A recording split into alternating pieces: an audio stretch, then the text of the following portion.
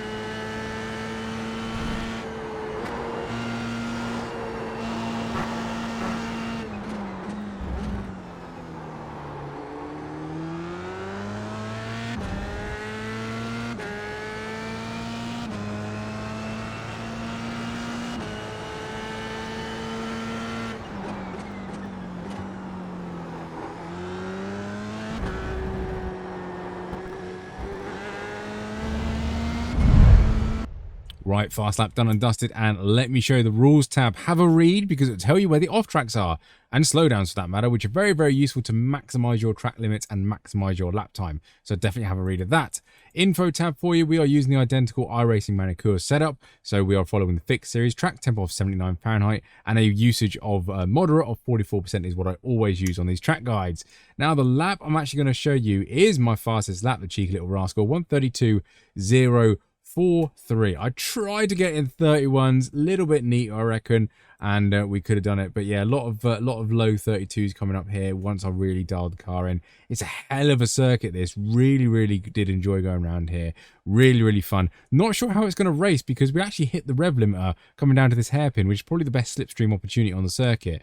So racing could be difficult, to be honest, because there's not many overtaking places into corners, but we will find out this week. What else do I need to show you?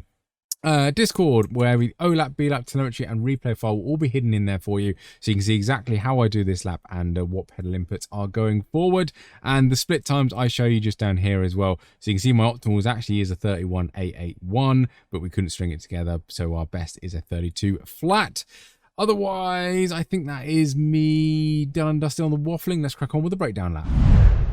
Right then, Magny Cours. This was a very fun circuit to learn and hopefully get quicker at. But we are keeping to the right-hand side here on this red and white curbing, and just as it ends, we want to start turning in for turn one. Absolutely flat out. Be a bit cautious here on cold tires with the rear ends not sticking, but you don't need to go all the way out to the curbing out there. Straight over that little curve there, and just as we see that little bit of the corner just there, we want to brake down into fifth gear. Now let the car drift out, easy on the power on this point, and we want it down into fourth as well. We want to cut the car back for a second apex on this little green little curbing bit there, full throttle out of there, and then give the curb here a little cheeky tickle on the left hand side. Don't run too far wide, there is an off track, so bear that in mind. The longest straight on the circuit, we do actually hit the rev limiter, so slipstreaming is going to be interesting, but we are hunting for this line, which is at the 150, I think it is, or 100 meter marker. We are standing on the brakes for the hairpin. Lots of dive bombs, lots of locking up brakes through here, so be very cautious about surviving coming out the end. Be careful of first gear acceleration. See, I've got a bit of counter steer there, so be careful of getting on power coming out of there. Hunting down now for a very fast chicane. This is the first of the fast chicanes, so we're using this curb as our kind of braking point. So we don't brake, sorry, we just lift off and down into fifth if you want to, but you can get fully through there in sixth. It is very brave, and do not cut the second part because there is a slowdown. We are using this curb, and just before the end of it, we are braking in a nice heavy straight line. Use the white line that signifies the edge of the circuit to really cut back on a nice late apex here. You want to give the curb a little cheeky tickle, not too much because you do bounce off it, and do not touch this curb here on the right hand side. There is a horrible bump, and you will lose some speed on traction coming out that corner. Through a very open S's at this point, and we're coming to the next fast chicane, which is awesome. We're looking for this little white dashed line here and top of the crest. Brake down into fifth. Don't worry about that orange, the yellow curvy bit there, but you can absolutely cut this one by quite a lot. Easy on the power. Don't want to understeer too far on that green concrete over there. The little glass window bits over there, as we see them, we're braking in a straight line. You can go down to first here, but I try and keep in second just for trying to get a better exit.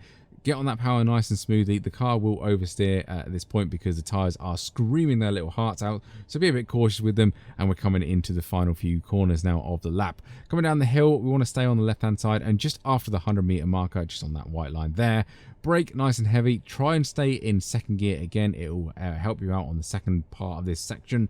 Bit of acceleration. Let the car drift all the way out to the left-hand side. And then as the green and white bit there ends, we want to turn in. You can go into second, but third's a little bit easier for the exit again. Little bump over the curves, not too much because you will, well, you could spin out, and you can use a little bit of curve on the outside there.